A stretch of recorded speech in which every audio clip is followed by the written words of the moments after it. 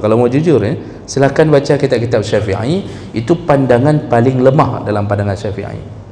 Pandangan paling lemah. Anehnya pandangan paling lemah kok dijadikan seakan-akan pandangan paling kuat.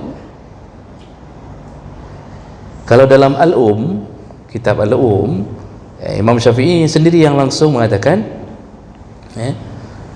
kalau anak Adam masih tertinggal salatnya, iza mata ibnu Adam, kalau anak Adam meninggal dunia, wa alaihi salawat, masih tertinggal salatnya,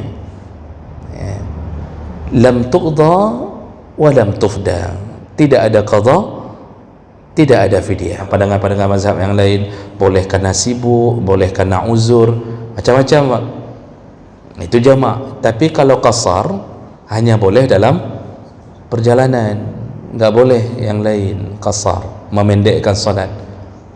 Dan kalau dalam perjalanan, mana lebih utama, mengambil qasar atau jamak? Assalamualaikum warahmatullahi wabarakatuh. Anda rindu mendengarkan kajian-kajian dari ustadz-ustadz kita dari Aceh? Kunjungi channel YouTube Maulizul Akbar NAD. Subscribe, like, share, komen.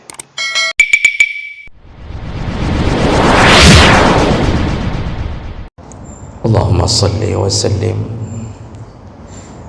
ala nabiyyina wa sayyidina al-Mustafa Muhammadin wa ala alihi wa ashabihi ajma'in. Amma ba'd. Rabbi shrah li sadri wa yassir li amri wa hlul 'uqdatam min lisani yafqahu qawli. Segala puji bagi Allah, kemudian salawat dan salam kepada Rasulullah, pada keluarga dan seluruh sahabat-sahabatnya. Bapak-bapak dan ibu-ibu, jemaah salat maghrib dan isya yang Allah muliakan insyaAllah. Di pertemuan kita yang lalu, kita sedang membahas tentang sebab-sebab dibolehkannya untuk melakukan salat jamak, dan ada 3 sebab yang disepakati, selebihnya tidak disepakati. Dan 3 sebab itu yaitu as-safar, ketika melakukan perjalanan, dimaksudlah perjalanan panjang. Yang kedua, wal matar, dan keadaan cuaca, boleh karena hujan, bersalju, terlalu dingin, terlalu panas, angin badai, dibolehkan menjamak salat. Dan alasan ketiga yaitu al-jama'u bi Arafah wa Muzdalifah, yaitu dibolehkan jamak di Arafah, itu di padang Arafah, dan Muzdalifah. Ini 3 perkara yang disepakati oleh semua mazhab berdasarkan hadis-hadis yang kuat. Selebih daripada itu tidak disepakati. Contohnya seperti sakit, apakah boleh jamak atau tidak, itu tidak disepakati. Kita ulang sedikit untuk pengingat ulang kembali. Kalau menurut mazhab Maliki, bahawa penyebab dibolehkannya salat jamak itu ada 6, yaitu dalam perjalanan, kemudian cuaca hujan, banjir, kemudian sakit, lalu jamak di Arafah, dan jamak di Muzdalifah. Ada 6. Berarti mazhab Maliki membolehkan untuk melakukan jamak pada orang yang sakit. Ini dalam pandangan mazhab Maliki. Kemudian dalam pandangan Hanafi juga tidak jauh, bahawa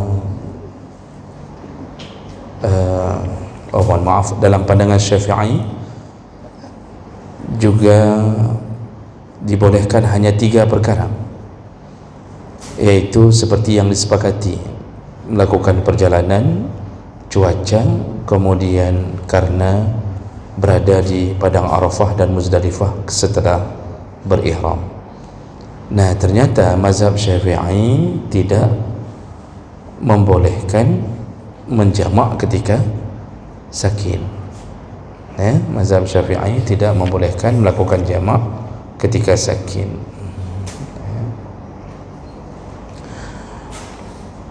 Kita tersisa masih satu mazhab. Kita lihat bagaimana pandangan mazhab Hambali tentang penyebab bolehnya melakukan jamak. Dalam pandangan mazhab Hambali, dibolehkan melakukan jamak, solat jamak, karena 8 perkara. Yang pertama karena safar, perjalanan panjang. Kemudian karena sakit. Ternyata mazhab Hambali membolehkan karena sakit. Kemudian al-irda', yaitu karena disibukkan dengan menyusui.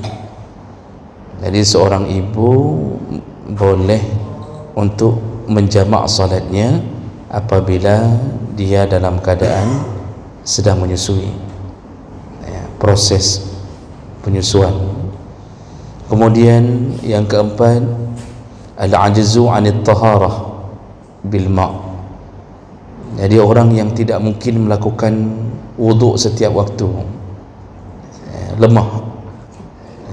Contohnya orang yang sudah, dia tidak sakit tapi lemah, artinya tidak mungkin dia berwuduk terus-terusan, atau tidak mungkin mencapai tempat air, maka dibolehkan sekali wuduk dijamak daripada nanti berulang-ulang melakukannya. Nah, kemudian yang kelima yaitu orang-orang yang tidak tahu batasan waktu salat, seperti orang buta, kal a'ma. Jadi dia nggak tahu kapan masuk waktu duhur, kapan masuk waktu asar. Akhirnya begitu masuk waktu duhur, langsung dia jamak dengan asar. Nah, ini dibolehkan bagi orang yang buta. Ini dalam pandangan mazhab Hambali, Pak. Kemudian yang keenam, al-istihadhah, itu bagi seorang perempuan atau laki-laki. Ini maksud istihadhah di sini selain daripada perkara-perkara haid. Perempuan dalam masa istihadhah boleh menjamak. Laki-laki tentu tidak dimaksud dengan istihadhah adalah setelah haid, tetapi laki-laki yang mengalami seperti istihadhah boleh jamak dalam pandangan mazhab Hambali. Contohnya sahibi sulusil baul, yaitu orang yang punya masalah taslis al-baul, kencingnya menetes selalu. Jadi sekali wuduk langsung dia salat jamak, 2 salat duhur dan asar, dibolehkan. Dalam pandangan mazhab Hambali boleh. Kalau Syafi'i tadi nggak boleh, selain daripada 3 tadi nggak boleh. Kemudian orang yang mengalami ri'af daim, yaitu yang selalu keluar mimisan, darah dari hidung menetes, keluar mimisan, ditakutkan habis wuduk keluar lagi, maka segera dia melakukan salat dengan cara menjamaknya, dibolehkan dalam pandangan Hambali. Nah, atau hal-hal yang seperti ini, itu dibolehkan. Kemudian yang ketujuh, al-uzur, yaitu mengalami uzur, seperti orang tidak bisa melakukan salat secara terpisah karena ada kesulitan, maka dibolehkan untuk menjamaknya. Jadi uzur macam-macam, Pak. Kadang-kadang khawatir dengan kondisi tidak aman, jadi khawatir kondisi tidak aman sehingga dia harus berjaga-jaga. Bisa jadi dia sebagai petugas atau security atau apa, yang nggak mungkin dia meninggalkan tempat itu. Sekali solat dia langsung jamak. Dalam mazhab Hambali dibolehkan. Itu termasuk uzur. Kemudian yang kedelapan, asyghul, iaitu disibukkan macam-macam.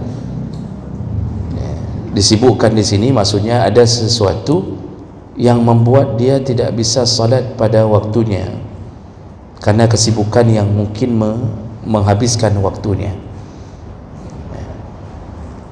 Dia mungkin tidak sakit, tapi dia harus mengawal orang sakit, sehingga nggak mungkin dia melakukan salat berulang-ulang, pergi lagi ke masjid, lalu dia jamak. Nah, 8 perkara ini dibolehkan dalam mazhab Hambali. Jadi mazhab yang tidak membolehkan jamak bagi orang yang sakit adalah mazhab Syafi'i. Kalau Maliki dan Hambali membolehkannya.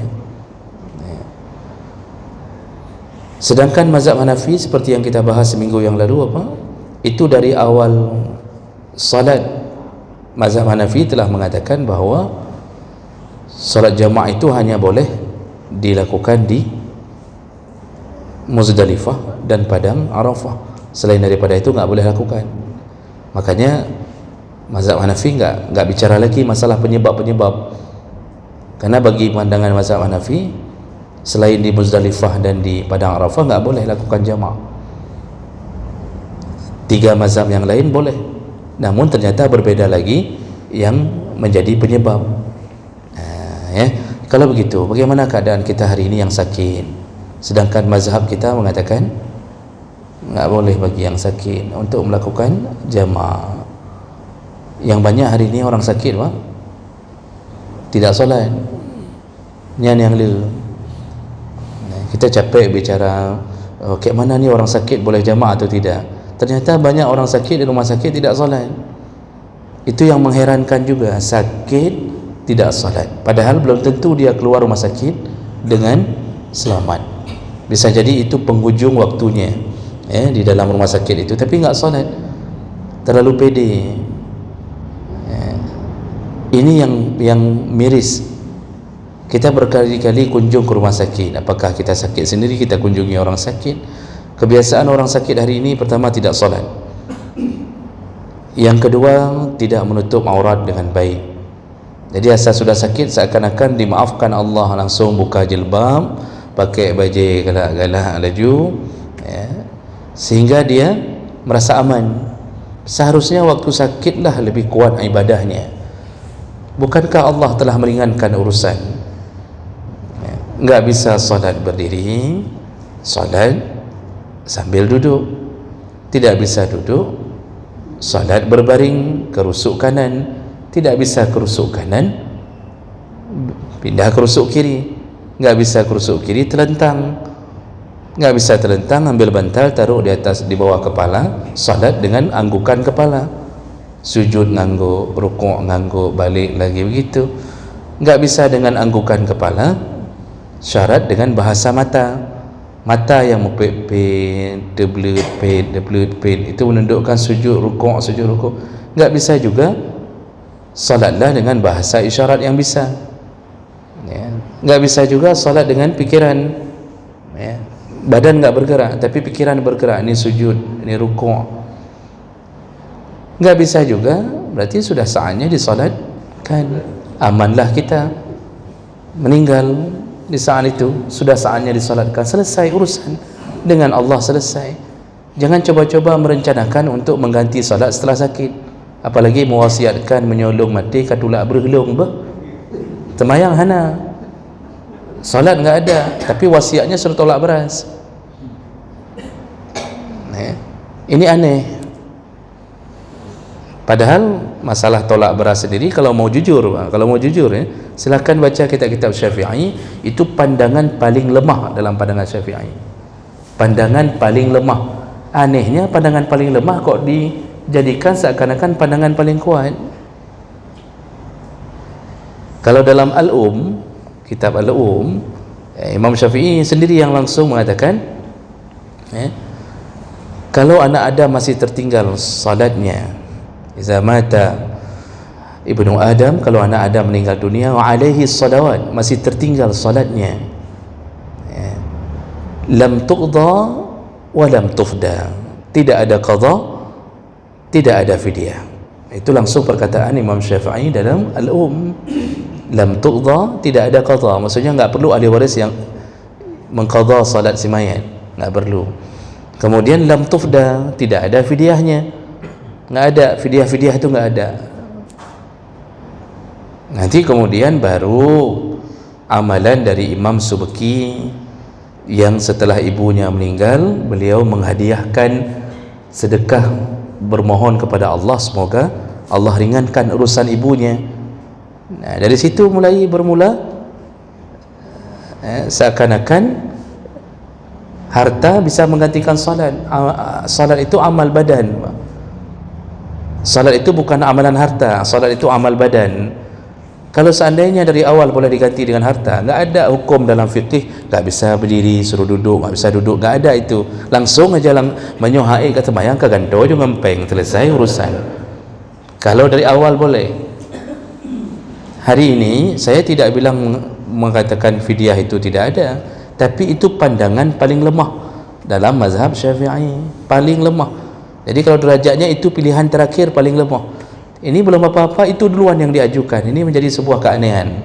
Bagaimana cara kita mengamalkan mazhab ini kalau caranya begitu, sehingga orang merasa aman, apa puan atau mayang apa pun untuk menyolong meninggal kaganto menteng apa, kaganto gancok harta ganto. Nah, ini wasiat seperti ini berbahaya. Banyak orang sakit terlalu merasa aman dengan hukum Allah sehingga meremehkan salat. Baik, jadi kalau begitu kita tahu bahawa orang sakit dalam mazhab Syafi'i enggak boleh, tapi mazhab-mazhab lain mengatakan boleh. Namun walaupun begitu, setelah kita baca lebih panjang, lebih luas, maka insya-Allah bagi yang sakit itu tidak mengapa untuk mengambil pandangan dari mazhab yang lain. Ya, tidak mengapa kalau dia ingin melakukan salat jamak dengan keadaan sakit yang enggak mungkin diulang-ulang. Enggak mungkin dia ulang-ulang salat duhur, wudu, kemudian asar, wudu lagi, sedangkan dia enggak sanggup bangun. Tidak mengapa, insya-Allah dibolehkan, karena ini hasil ijtihad, maka masih ada kemungkinan benar dan salah, dan itu pun masih dibolehkan untuk mengambil pandangan dari mazhab yang berbeda, karena tidak langsung berurusan dengan ibadah mahdhahnya. Itu hanya kebolehan atau tidak bolehnya. Apa alasan mazhab Syafi'i mengatakan tidak boleh menjamak bagi orang yang sakit? Alasannya sudah kita sebutkan minggu lalu, sekedar mengingatkan kembali, yaitu mazhab Syafi'i mengatakan Rasulullah selama sakit tidak pernah menjamak salatnya. Rasulullah kan sakit sekitar 18 hari sebelum meninggal, 13 hari sebelum meninggal itu sudah betul-betul tidak sanggup keluar lagi. Sebelum itu keluar tapi dipapah sambil duduk beliau jadi imam. Nah, selama beliau sakit sampai meninggal, disebutkan dalam mazhab Syafi'i tidak ada dalil satu pun yang menyebutkan bahawa Rasulullah menjamak salat selama sakit. Itu yang menjadi dalil dari mazhab Syafi'i, enggak boleh jamak salat ketika sakit. Namun karena ada pandangan lain yang mengatakan boleh, kalau sudah sakit maka insya-Allah masih dibolehkan dengan mengikuti pandangan-pandangan yang meringankan urusan ini. Karena kalau ini diberatkan juga, ini orang sakit akhirnya milih enggak solat, jamak hanju semayang hanju, pegang semayang hanju. Apalagi ini kan khilaf, ini masih ada ringan-ringannya. Baik, itu tentang penyebab-penyebab bolehnya salat. Baik, berikutnya permasalahan kita berikutnya, yaitu apa saja syarat untuk melakukan jamak takdim dan jamak takhir. Tadi kita sudah bicara penyebab-penyebabnya. Berarti selain daripada penyebab-penyebab yang disebutkan itu, maka tidak boleh sembarangan melakukan jamak. Ada pandangan Syiah, Pak, saya tambah informasi sedikit. Kalau kalangan Syiah itu boleh menjamak tanpa sebab, suka-suka, galak-galak roy. Orang Syiah itu menjamak salat tanpa sebab, lagi duduk-duduk malas, alah ambil terus duhur dengan asar, mereka langsung jamak. Dan ini tidak dibolehkan dalam pandangan Ahlus Sunnah wal Jamaah. Orang Syiah ini memang banyak perbedaan-perbedaan yang mereka bangun dalam fikih, sampai ada yang fatal. Mereka wudu itu tidak cuci kaki. Kalangan Syiah ini kalau wudu enggak cuci kaki, tapi hanya membasuh, menyapu, bukan membasuh. Dia ambil air, dia masukkan tangan ke dalam air, dia ambil tangan ni, dia sapu di atas kakinya, dari ujung kaki ke atas. Dia tidak cuci mata kaki. Sedangkan Rasulullah mengatakan bahawa mata kaki yang tidak terkena air maka tempatnya adalah neraka. Hadis Bukhari. Mereka melawan. Makanya orang Syiah ini sebenarnya masuk ke dalam kategori ajaran sesat, dan banyak sekali ancaman cacian mereka terhadap Ahlus Sunnah, termasuk mereka membenci, melaknat sahabat. Maka hati-hati dengan pandangan-pandangan Syiah yang kadang-kadang kita tidak sadar kita terjebak ke dalam pandangan mereka. Apalagi di Aceh ini kan Pak, itu yang sebelah timur, kerajaan Perla itu Syiah. Samudra Pasai Ahlus Sunnah.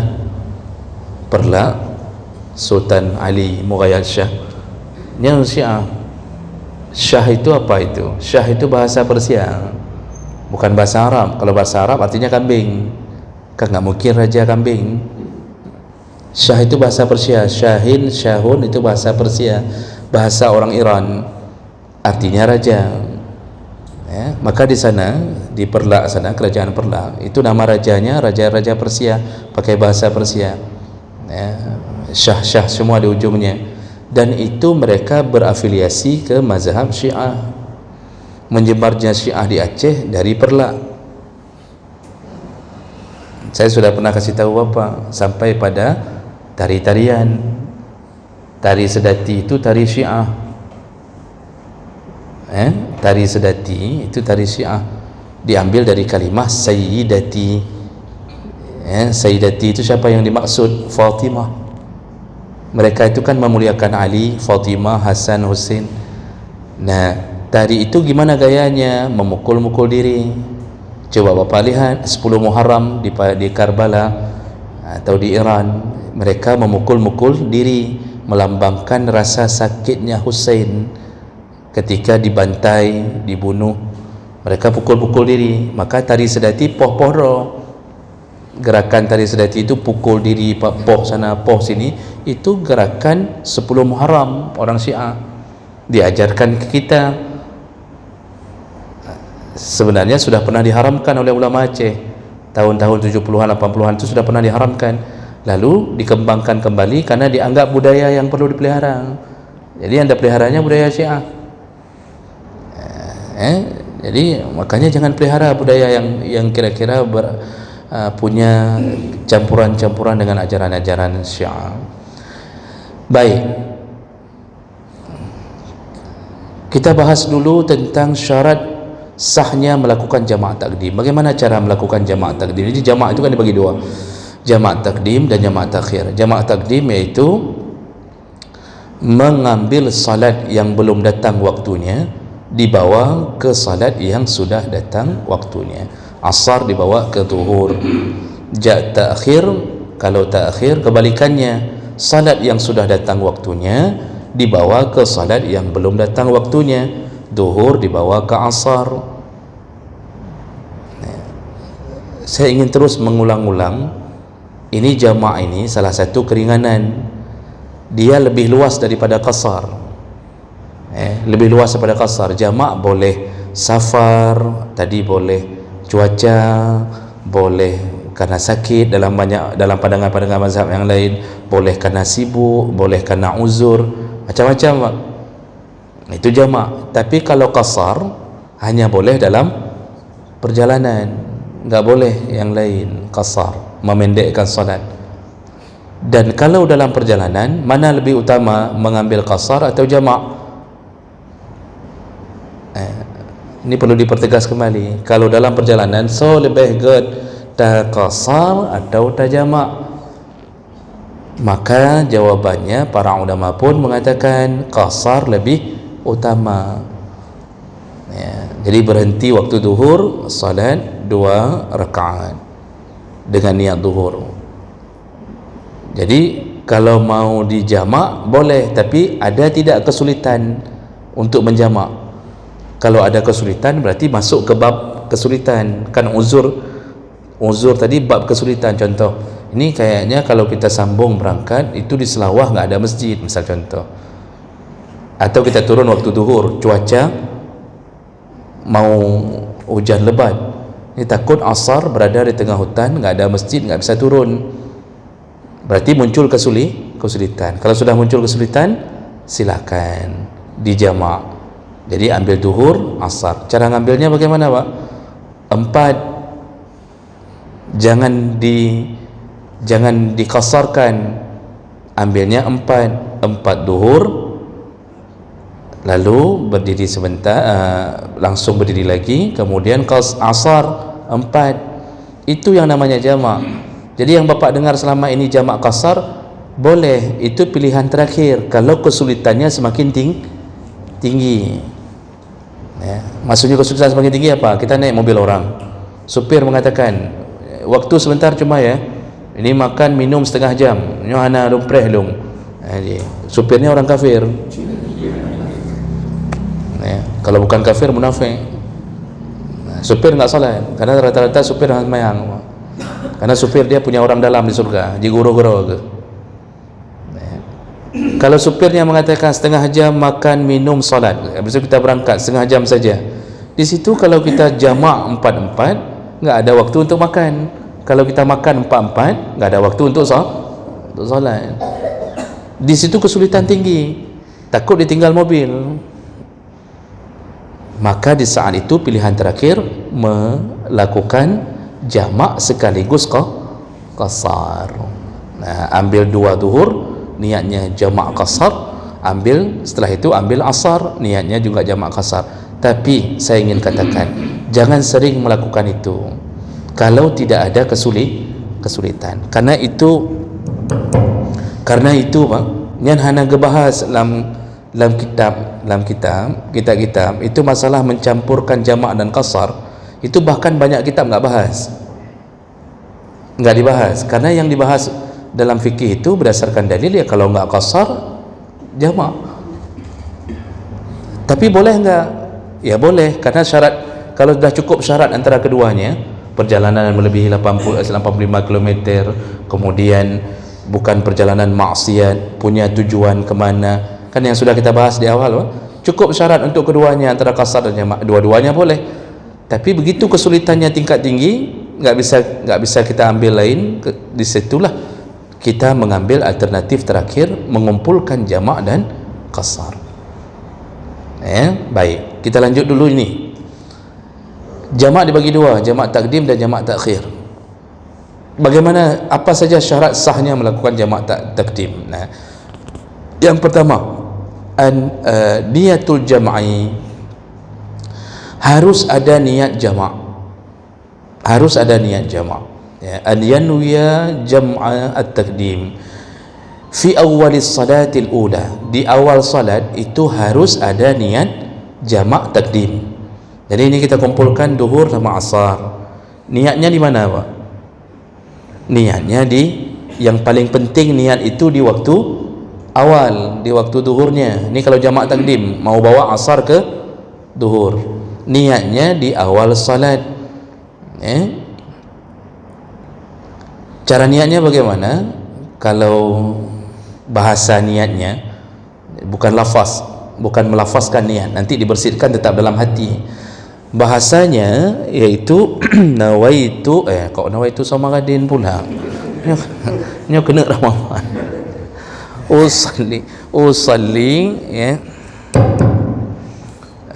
usalli fardad duhri, ini bahasanya ya Pak. Usalli fardad duhri 4 raka'atin majmu'an bil asri jam'un taqdim lillahi ta'ala. Mau tambah mustaqbilal kiblati boleh, enggak tambah pun enggak apa-apa, karena menghadap kiblat itu bukan bahagian rukun niat. Itu syarat sah salat. Saya ulangi, cara niatnya di awal salat duhur ni, mau ngambil asar ni, itu di waktu duhur niat itu harus tersebut salat asarnya, karena jamak itu satu paket, bukan terpisah lagi, kita sudah mengumpulkan jadi satu paket. Jadi harus tersebut salat asarnya di waktu awal salat duhur. Usalli fardad duhri, sengaja aku salat duhur, 4 raka'atin, 4 rakaat. Mau sebut 4 boleh, tidak sebut rakaat juga boleh, karena itu bukan rukun niat. Usalli fardad duhri 4 raka'atin majmu'an bil asri, dikumpulkan dengan asar. Jam'un taqdim, yaitu dengan cara jamak takdim lillahi ta'ala. Nanti waktu bangun salat asar itu sunnah berniat. Kalau yang tadi wajib niat di awal, sebut asar. Waktu kita bangun untuk salat asarnya, assalamualaikum bangun salat asar, nah di situ niatnya usalli fardal asri majmu'an bidduhri, sengaja aku salat asar dikumpulkan dengan duhur, jam'un takdim, itu dengan cara jamak takdim lillahi ta'ala. Ustaz, saya enggak bisa. Rupaji mic-nya payah kok ile baru kita bang subiu. Jadi Bapak Ibu enggak bisa bahasa Arabnya, bolehkah melakukan melakukan niat dengan bahasa yang lain? Boleh, karena niat itu bukan lafaznya bukan melafazkan dengan bahasa Arabnya yang penting, tapi membersihkannya di dalam hati. Waktu kita bersihkan dalam hati, yang penting rukun niat dapat. Rukun niat dapat. Jadi ini cara berniat. Yang mau dibilang di sini, syarat pertama sahnya jamak takdim, diniatkan jamak itu di awal salat, harus tersebut asarnya. Tak boleh kita misal ni mau jamak takdim ni, lalu kita hanya solat dalam hati, kita sebutkan sengaja aku solat duhur berrakaat karena Allah Ta'ala, enggak ada jamaknya, enggak boleh. Walaupun kita ingin merancangkan jamak, kenapa niat itu begitu penting? Kan sampai Nabi mengatakan innamal a'malu binniyat. Itu begitu penting masalah niat itu, karena dia yang bisa membedakan satu solat dengan solat yang lain. Kalau kita enggak menyebut asar, berarti kita solat biasa, hanya rencana ada paket. Tapi Ustaz, nanti saya sambung juga. Betul, kita sambung, tapi kita enggak membedakan solat duhur ini dengan solat duhur biasa. Salah satu fungsi niat membedakan antara satu ibadah dengan ibadah yang lain.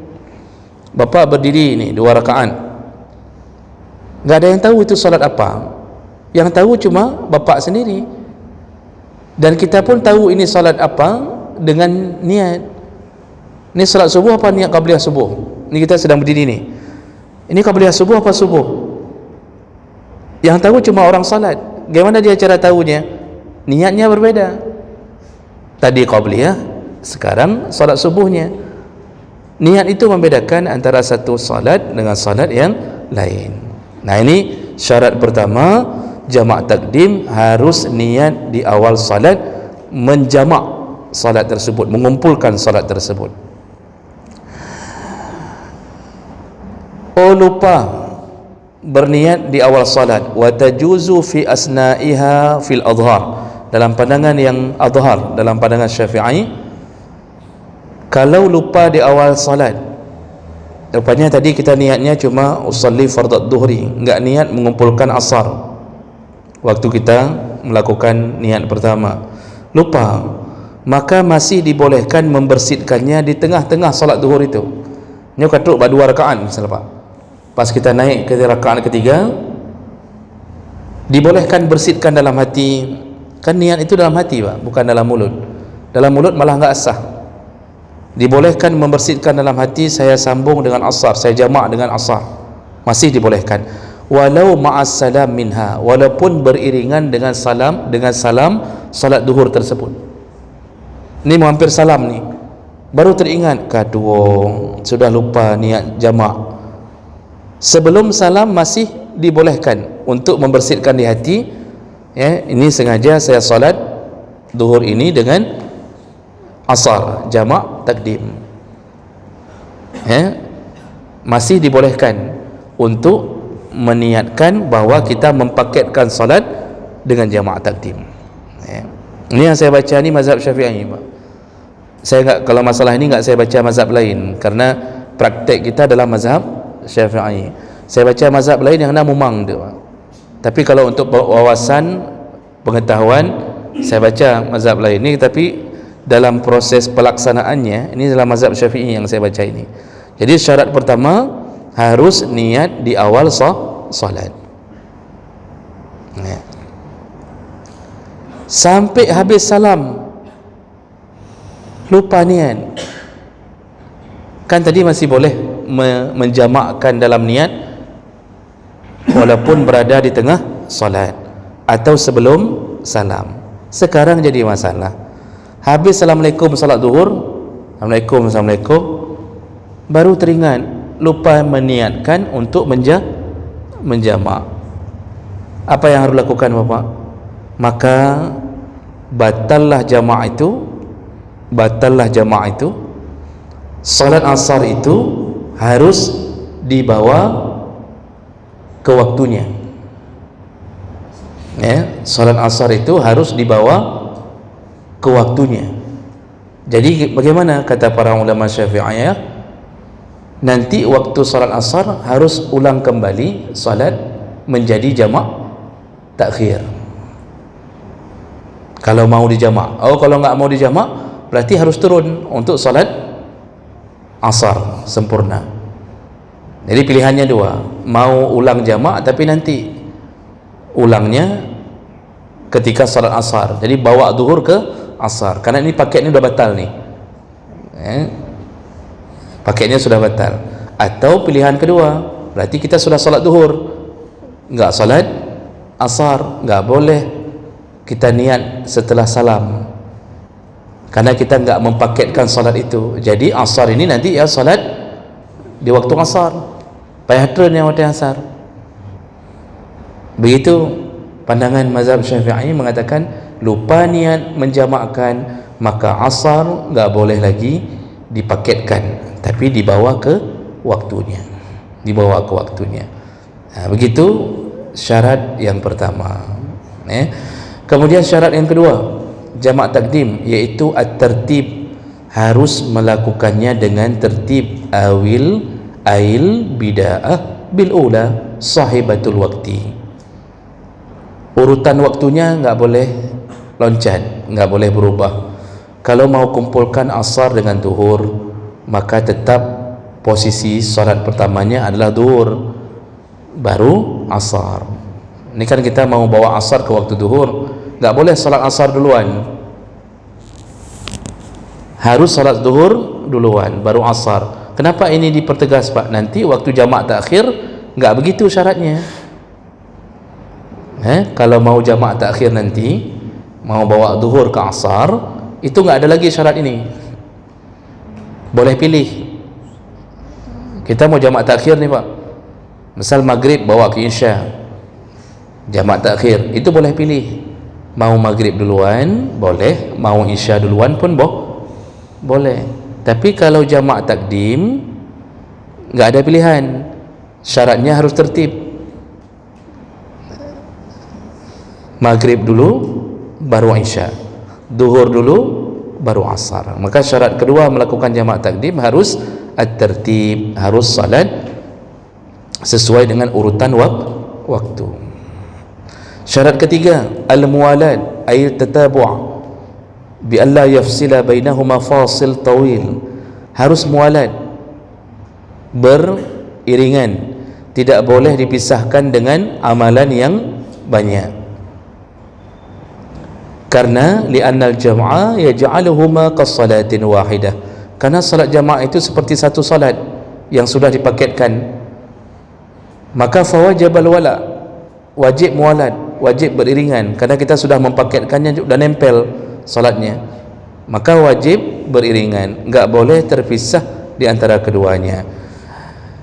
Maka kalau terjadi pemisahan di antara solat keduanya yang pemisah itu tidak dimaklumi dalam syariat, seperti berbicara panjang. Ini udah habis solat zuhur, kita tadi niatnya jamak, udah habis solat zuhur, lalu kita bicara, ambil telefon, dapat telefon dari anak, kita bilang, ya mama udah sampai ke Pedada ni, udah makan nak? Kalau belum makan pergi beli nasi bungkus saja ya. Bilang sama bapak jangan macam-macam kalau enggak ada mama. Panjang cerita pak. Jadi kalau macam-macam, nanti kalau mama pulang, mama pukul sekali lagi, jangan salahkan mama ya. Macam-macam. Ini habis salat zuhur, lalu kita sambung salat asar, batallah paket itu, enggak boleh sambung lagi kalau terpisah dengan perkataan yang banyak. Tapi kalau terpisah karena taharah, misal habis salat zuhur sakit perut, lari ke WC, baru sambung lagi, dibolehkan. Atau terpisah karena batal wuduknya, maka dia mengulang wuduknya, sambung, dibolehkan. Tapi kalau pisah yang sifatnya tidak dimaklumi syariat, maka tidak dibolehkan. Enggak boleh tu ya, keliling-keliling dulu, keluar, buka tas, begini enggak boleh. Habis salam langsung naik sekali lagi. Kalau melakukannya berjamaah, habis salam langsung qamat, iqamah, langsung dirikan solat asar. Oh, kita berada di jamaah salat zuhur di kampung orang, kita turun salat zuhur di masjid orang, yang lain salam zikir, maka kita jangan sambung dengan zikir, kita langsung berdiri sendiri pak, langsung sambung salat asar. Baik dalam zikir dengan kelompok yang di situ, kita langsung berdiri sendiri untuk salat asar ya. Kalau sudah tersambung dengan kalam ya, seperti zikir pun enggak bisa dimaklumi, zikir panjang baru enggak ada. Baik, itu syarat yang ketiga. Syarat yang keempat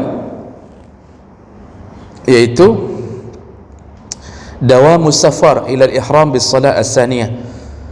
Antara salat pertama dengan salat kedua kita masih dalam kondisi musafir.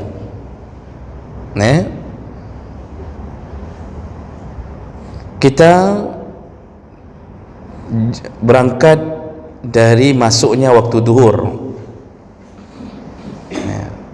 Jadi kita ambil jamak di jalan. Sampai masuk waktu asar kita masih di jalan. Artinya masih di dalam rencana perjalanan. Maka tidak sah jamak seandainya belum masuk waktu asar. Kita sudah merencanakan enggak jadi berangkat, di saat itu batallah jamak, tidak sah. Berarti harus kembali ke solat masing-masing. Kita batalkan ya. Ini dapat telefon begitu pas masuk waktu zuhur, dapat telefon bahwa enggak jadi, perjalanan dibatalkan. Berarti kan kita enggak ada rencana lagi salat asar tu, enggak ada rencana lagi untuk salat asar dalam perjalanan. Di saat itu juga enggak boleh menjamak lagi. Jadi maksudnya kedua-dua waktu salat yang kita rencanakan kumpul, kita masih merencanakan dalam perjalanan, enggak ada rencana membatalkannya ya. Nah, ini syarat yang keempat ya. Syarat yang kelima, dhannu sihhatis salatil ula falau jam'al asar ma'al jum'ah fi makanin ta'addada fihi li ghairi hajah. Ketika mengumpulkan kedua salat ini, kita punya keyakinan bahwa sahnya salat yang pertama. Ini kan jamak takdim yang kita bicara ni. Jadi sahnya salat yang pertama. Kalau enggak sah salat yang pertama, maka tidak sah pula salat yang kedua. Contoh, kalau dalam mazhab Syafi'i, orang yang mau mengumpulkan salat Jumaat dengan salat asar, karena salat boleh mengumpulkan Jumaat dengan asar, karena Jumaat itu kan sebenarnya 4 rakaat, tapi 2 diganti dengan rukun khutbah dan 2 melakukannya langsung dengan 2 rakaat. Habis solat Jumaat, boleh enggak kita langsung jamak dengan asar? Boleh, dibolehkan. Tetapi bermasalah kalau Jumaat itu kita yakin enggak sah, maka enggak boleh menyambung dengan jamak asar, dengan jamak takdim bawa asar ke Jumaat, enggak boleh. Contoh apa? Ternyata masjid itu enggak cukup 40 orang misal contoh. Kalau dalam mazhab Syafi'i dan Hambali kan harus 40 orang mustautin, 40 orang mustautin, yaitu mustautin itu penduduk yang tidak ada rencana pindah, walaupun bukan asolo. Ingat selalu Pak, 40 orang yang dimaksud dengan salat Jumaat itu bukan asolo, bukan penduduk pribumi di situ. Siapa yang tinggal di situ nggak ada rencana pindah lagi, baik musim hujan, musim kering, musim lapar, macam-macam, nggak ada rencana pindah ke KDP kahinan, itu sudah disebut mustautin. Walaupun kita dari Sigli, tinggal Lancang Garam, Tapak Tuan, tinggal Lancang, rumah-rumah kahino, itu mustautin, itu bilangan 40. Sekarang kita mau jamaah asar, ternyata di masjid itu bilangan orangnya nggak cukup 40. Mazhab Syafi'i Hambali mengatakan tidak sah, nggak sah Jumatnya, maka nanti disuruh ganti dengan duhur, kan begitu. Kalau nggak sah salat pertama, nggak sah juga untuk mengambil paket jamaah. Itu yang dimaksud. Nah, jadi ini syarat jamak takdim. Nanti syarat jamak takhir ringan, cuma 2. Syarat jamak takhir itu cuma 2, tapi nggak mungkin kita sambung malam ini. Yang pasti tidak semua syarat jamak takdim ada di jamak takhir. Nanti kita perjelas di pertemuan yang akan datang. Yang berhadir, semoga Allah telah catatkan pahala, dan semoga Allah kumpulkan kita kembali di dalam surganya. Amin ya rabbal alamin. Subhanakallahumma bihamdik, asyhadu an la ilaha illa anta, astaghfiruka wa atubu ilaik. Wassalamualaikum warahmatullahi wabarakatuh.